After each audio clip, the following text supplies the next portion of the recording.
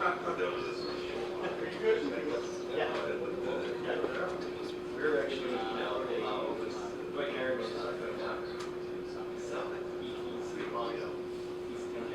Oh, really? Yeah. So we're actually the first company to come on. Okay, so my name is Matt Romanoff. I am an operations engineer at Discuss. How many of you, first of all, are familiar with what Discuss is or what we do? Actually, a lot more than I thought. Most places usually aren't too familiar with who we are. They know when they see it. We are this awesome, widget people put on their page. It allows people to, have a static blog, for example, and still service comments without managing, their own database or anything that goes along with that. We also have this promoted discovery platform, which is kind of a way for you to do organic recommendations within your own site, or if you want to earn an extra couple bucks, you can let us advertise other people's content on your site as well. So this is also what Discuss is. This is essentially the embed code that we tell you to put on your site. And really all we really care about at this point is focusing on the actual JavaScript that's loaded in. So let's talk about our stack real quick. Some of it. This is obviously going to be pretty mind-blowing. Crazy things going on here. We have our users. These are our HTTP clients. We have HA proxy. We have our Varnish. And we have our backend Django servers.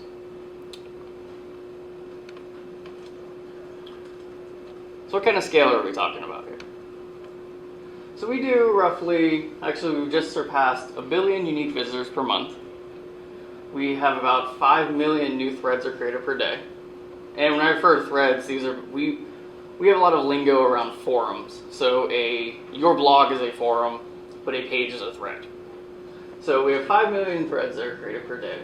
We have, on average, 35,000 requests per second are hitting our HA proxy, so at our load balance layer. Varnish is consuming about 25,000 of those per second, and it goes back to our backends at about 12,000 per second.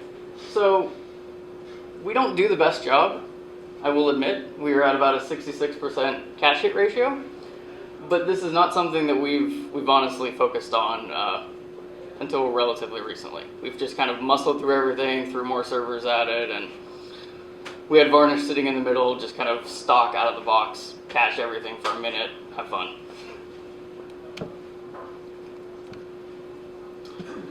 Let's talk about HTTP clients.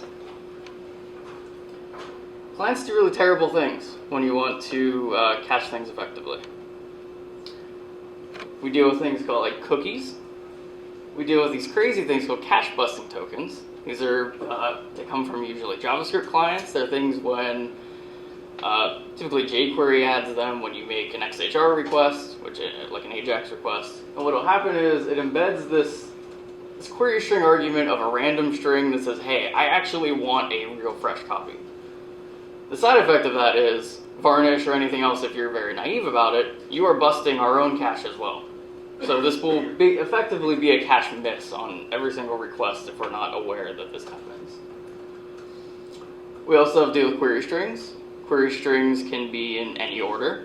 So if we are very naive about it again, we will get a lot of cache misses. If we have variables A, B, and C, and the client wants to send C, B, and A, that's a different object. If clients can also typically append random other arguments that have nothing to do with the request that they're asking. They can have arguments that are missing. See where that's going. And then people use your shit in ways that you never planned. There are headers that are sent, just everything is terrible when it comes to HTTP clients. So let's talk about our applications. These applications do terrible things as well. And when I refer to applications, I'm referring to our back-end applications. We have to deal with CSRF tokens, set cookie, cache control headers that are being sent, and varying cookies, varying on who knows what else. And the problem that comes with especially for us working with Django or other larger web frameworks, is that these things tend to happen automatically, and a lot of people aren't necessarily watching HTTP response headers. It's not something that comes up in testing all the time. It's just something that you notice after the fact. Django likes to very frivolously set cookie headers when you don't really need to.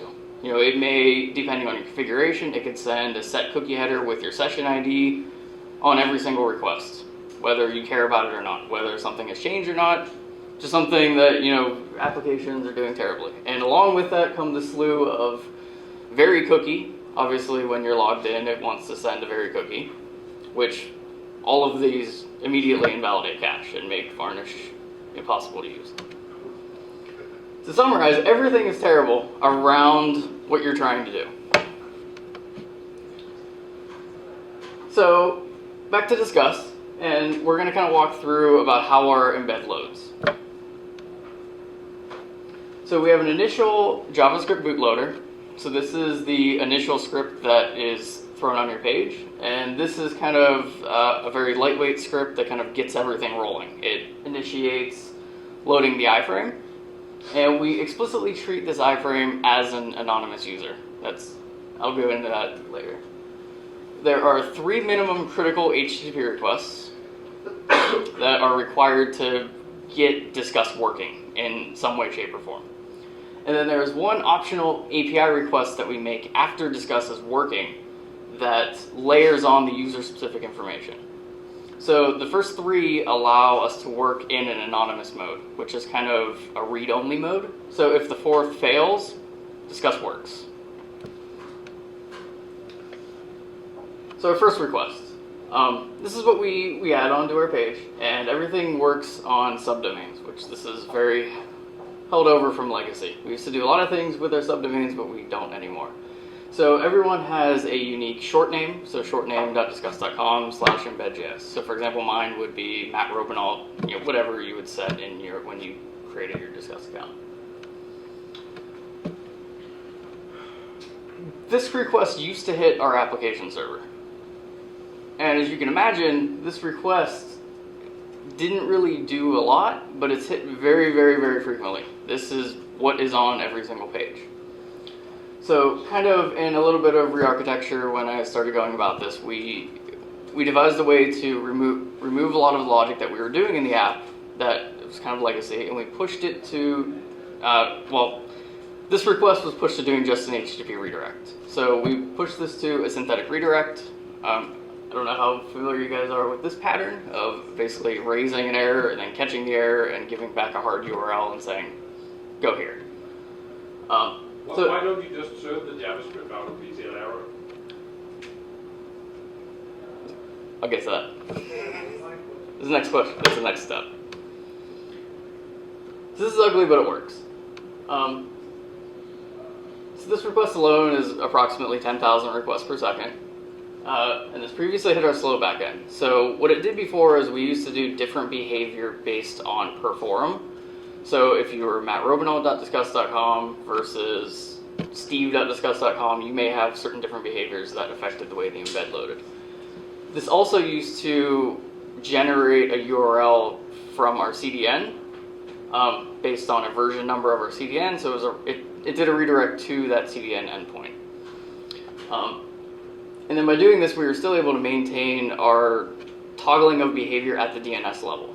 So instead of using our app to control and say forum A does this or forum B does this, we shove this upstream to DNS.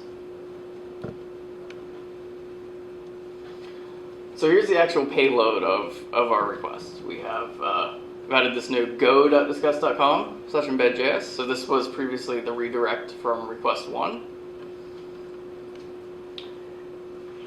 And this does some funky logic. This was previously done in our first request in the app. We have to specifically parse. So when you're looking at a thread, you can sort by best, newest, oldest, etc. And the way that we do that is we store the cookie on our domain.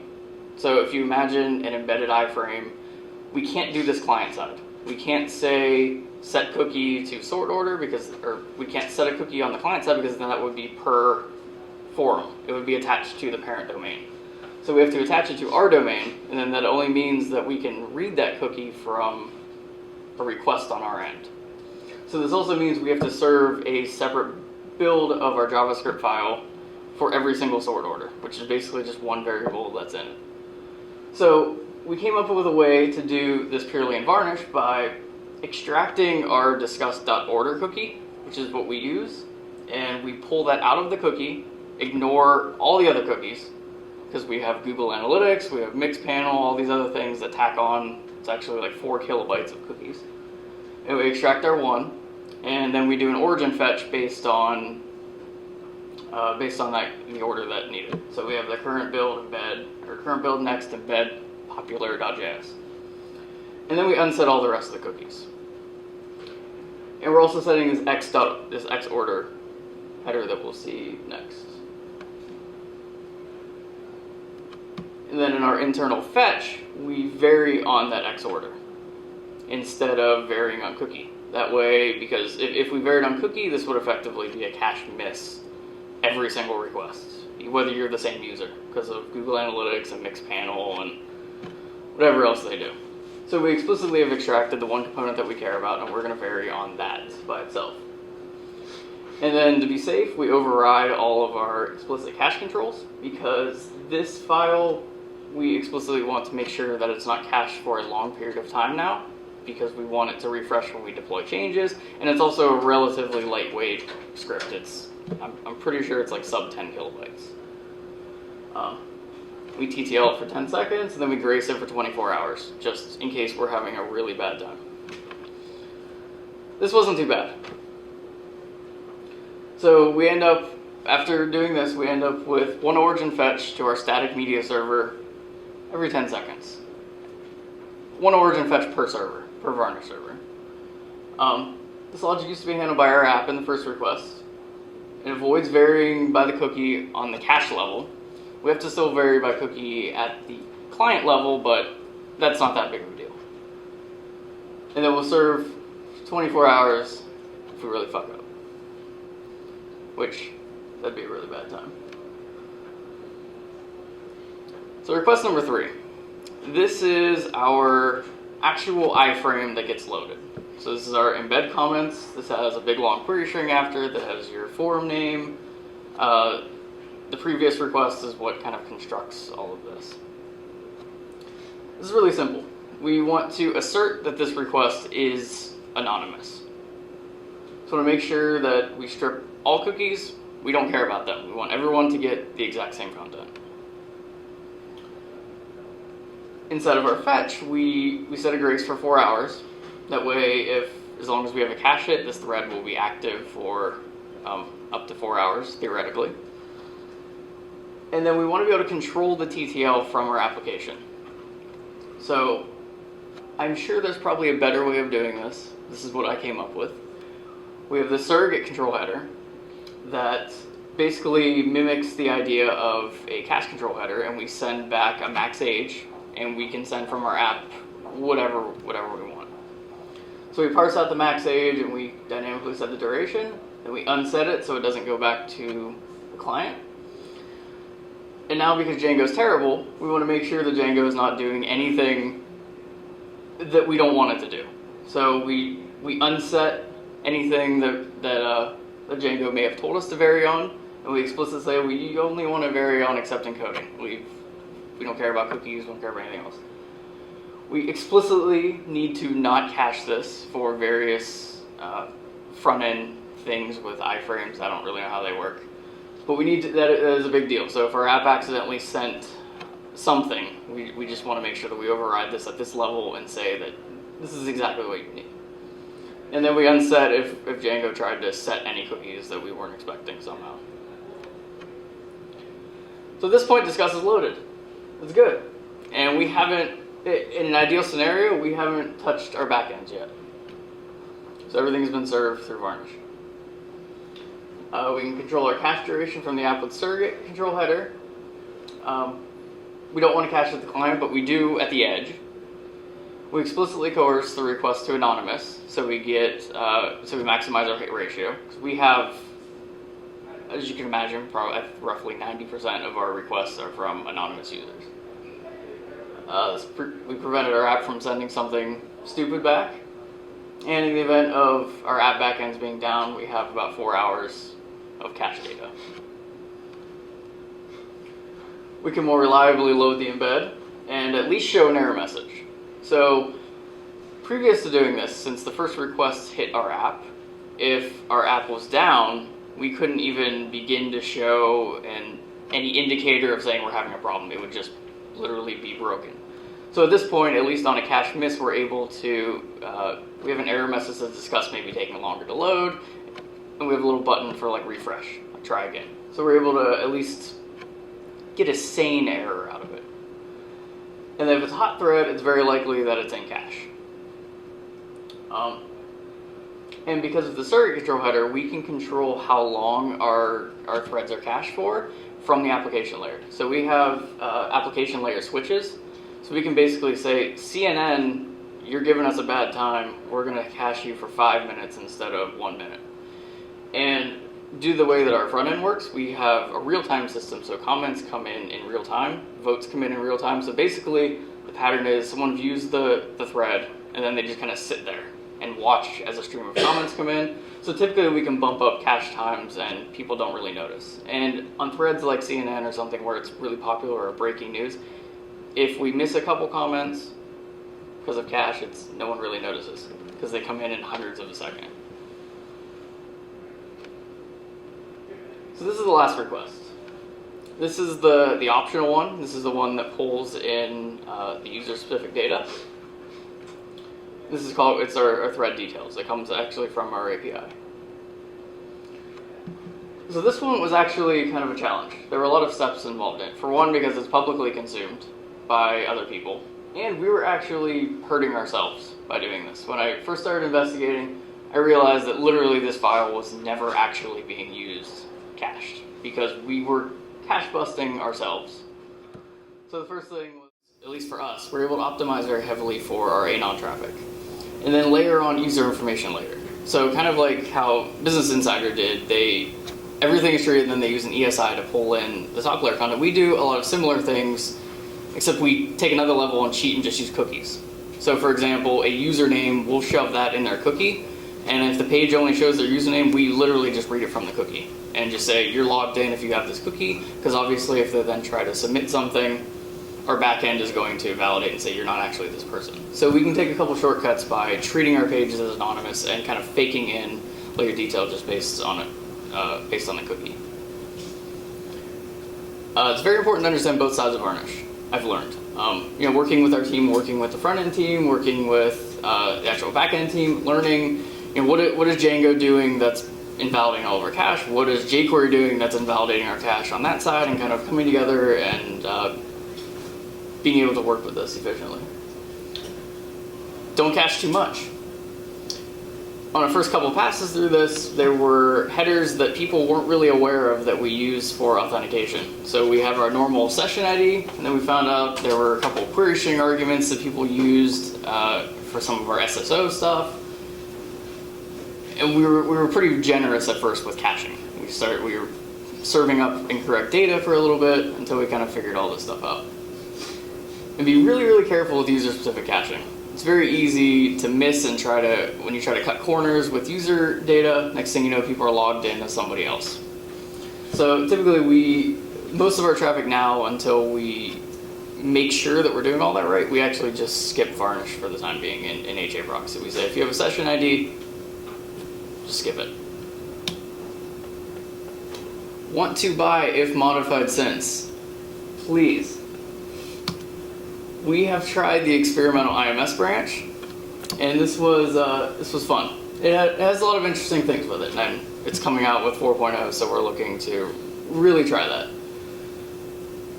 I don't know if this is in 4.0, but in the experimental branch, it returns back this 200 OK not modified response.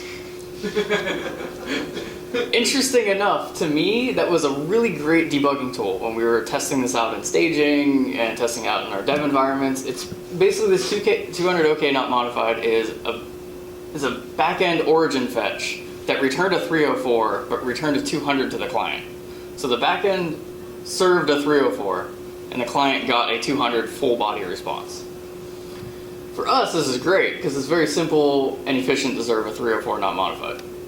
We basically just check a last modified timestamp of a thread, which is the latest comment, latest vote, whatever, and serve a 304. There's some more information about it of how to actually configure all that, and it's, for us, it'd be awesome. But we had a really bad time. We just went for it and threw it into production. We didn't know what to expect. We brought up some new servers, and we're like, all right, how bad can this really be? Which part of experimental didn't you understand? Huh? Which part of experimental didn't you understand? We figured the potential gain from it outweighed the risks that we were going to take. So How'd that work out? we ended up restarting Varnish every like 4 to 6 hours. Just FYI. But for us, we're not doing like How many for is the lead there? How many is the lead there? the ops team, 4. We ended up doing a cron job of Make just. sure this wasn't we as one. No. Well, it was two. It was me and one other ops guy that were like, all right, let's just do it. But what we were trying to do was very, very short TTLs and a really, really long keep. And if you're not familiar with the IMS stuff, keep is how long does it keep the stale object to serve as a 200 from a 304, if that makes sense. It's kind of awkward until you kind of get into it. But we effectively wanted to cache all of our stuff, all of our threads forever, but our threads change at a very, very high rate. So the amount of keys were building up very, very quickly, and we wanted to use, in theory, SSD back storage and have a large amount of storage and effectively keep a month of data because we have a really long tail of traffic. 80% of our forums don't have, 80% of our threads don't even have one comment. They effectively go into what I call like an archive mode. Any popular thread is active for an hour or two or a day or whatever, and after that, they just kind of go off into history. And they don't get a lot of traffic, but it's a large number of threads. So we want to try to optimize that long tail and use this if modified since and just cache forever, and we end up restarting Varnish every 4 to 6 hours. It was OOMing, memory just was not stable, and we honestly are not Varnish experts, so the amount of time that it was taking to figure it out, we just, oh well. It's coming soon, so we're just waiting. Yeah, we're really looking forward to trying this out in Varnish 4.0. So like I said, we work with Fastly, and this was kind of fun. We accidentally DDoSed them, which, to their sake, they handled it very well. Funny because Arter was actually on vacation, and I'm pretty sure he got paged and had a bad time in IRC with us until we figured this out. But as an example, so along with embed.js, we have this count.js, which is something that you would say put on your blog index without actually a comment to show you have 10 comments without actually showing the embed. So we have this count.js script that loads very similar to the embed, does its counts, and injects numbers onto your page.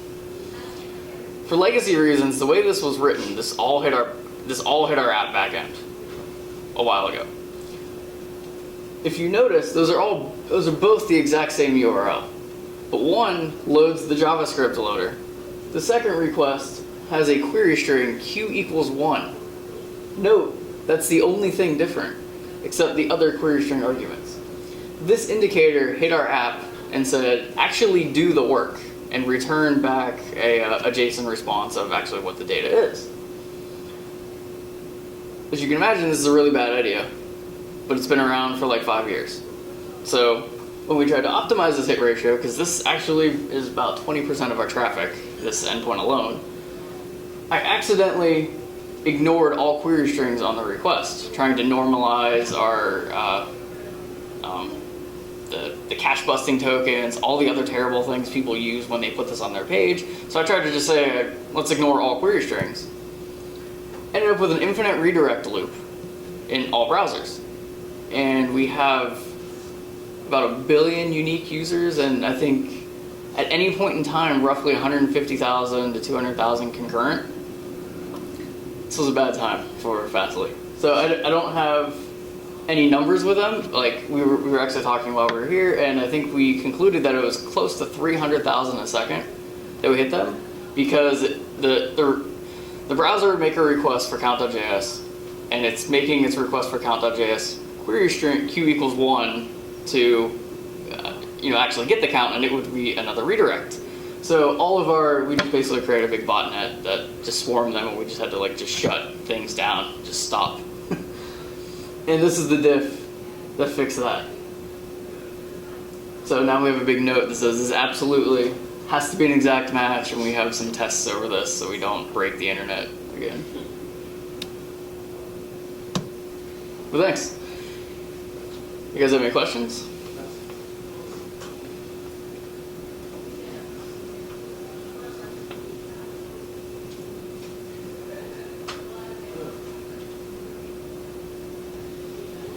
All good?